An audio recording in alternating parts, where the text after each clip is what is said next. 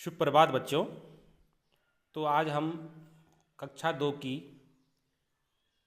हिंदी में एक आनंदमयी कविता सुनाते हैं आपको।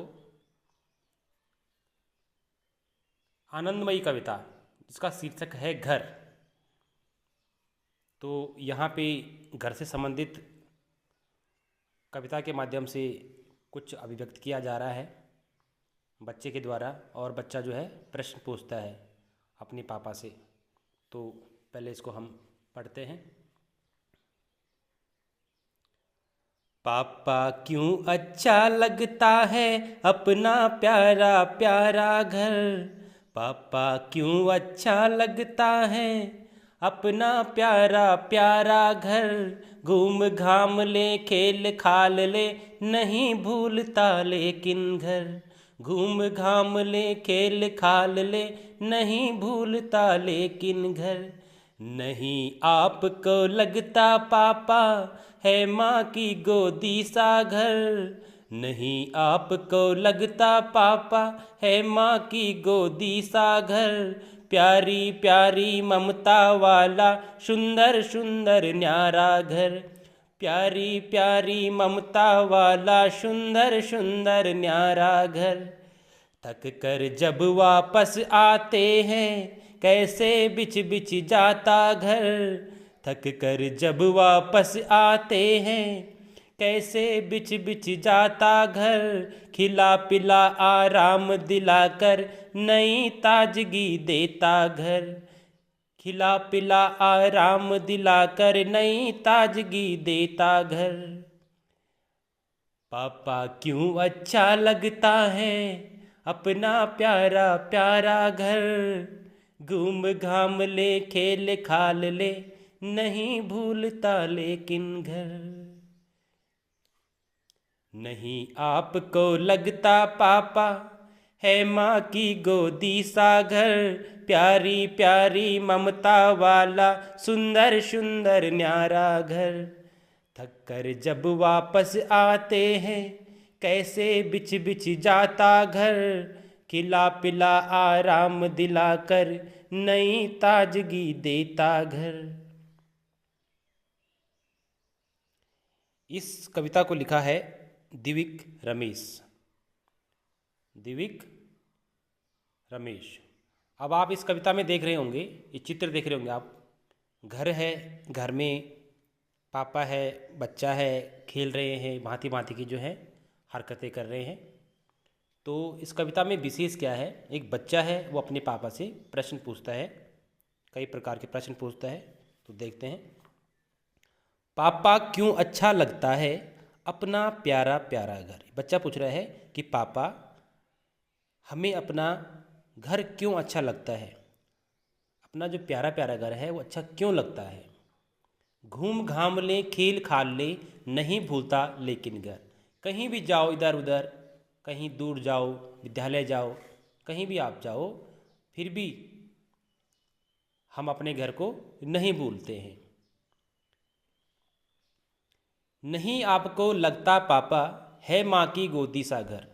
कि पापा आपको ऐसा नहीं लगता है क्या कि घर जो है माँ की गोदी जैसे, यानी जैसे जिस प्रकार से माँ की गोद में आराम मिलता है, आनंद आता है, उसी प्रकार से हमें घर में लगता है कि जैसे माँ की गोद हो। प्यारी प्यारी ममता वाला सुंदर सुंदर न्यारा घर। यानी कि प्यारी प्यारी ममता वाला सुंदर सुंदर न्यारा घर। न्यारा मतलब एक अलग सी, जिसमें एक अलग सा एहसास होता है कि जैसे माँ का प्यार होता है, माँ का दुलार होता है बच्चों के लिए, उसी प्रकार से हमारा जो प्यारा घर है वो अलग ही एहसास कराता है हमें। तो ऐसा क्यों होता है। थक कर जब वापस आते हैं कैसे बिछ बिछ जाता घर। खिला पिला आराम दिलाकर नई ताजगी देता घर।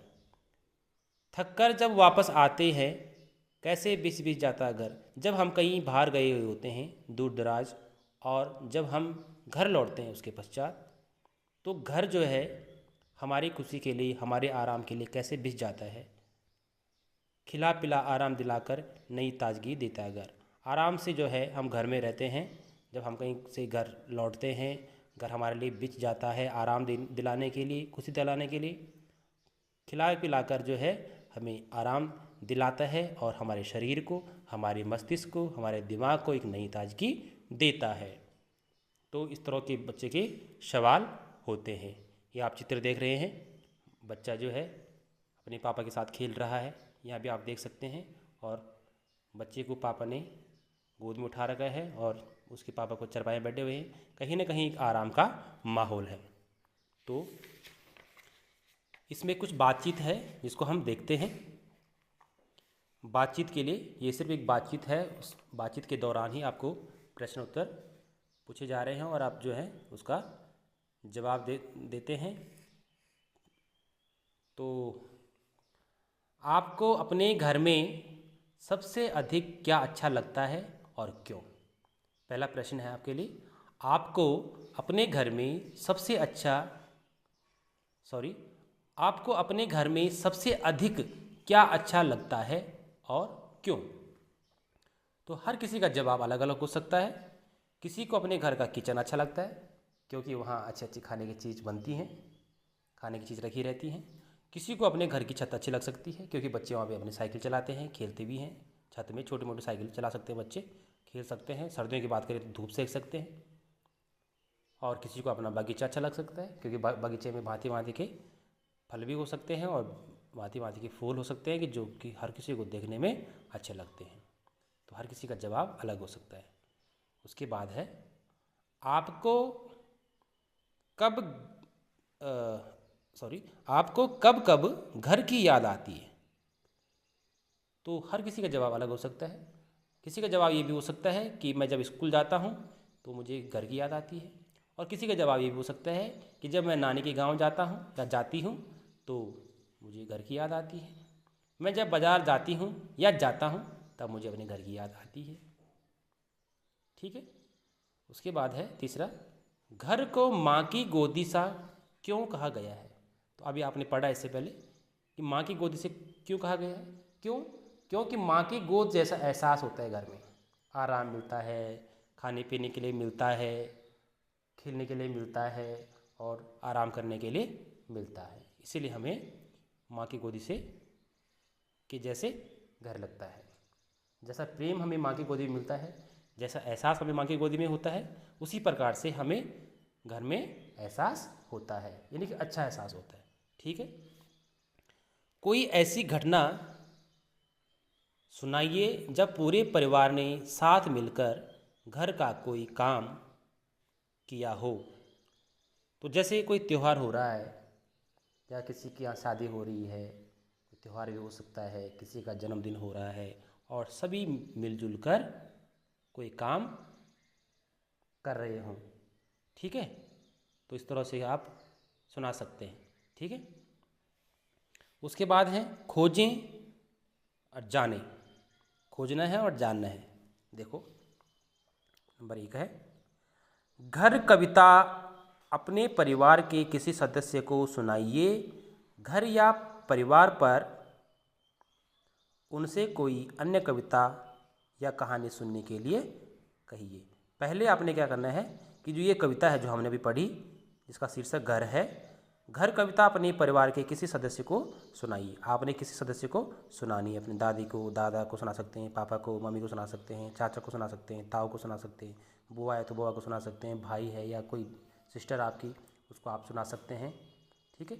फिर घर या परिवार पर उनसे कोई अन्य कविता या कहानी सुनाने के लिए कहिए। जिनको आप सुना रहे हैं उनसे भी आप कह सकते हैं कि या कोई कविता सुनाइए या कोई कहानी सुनाइए। ठीक है।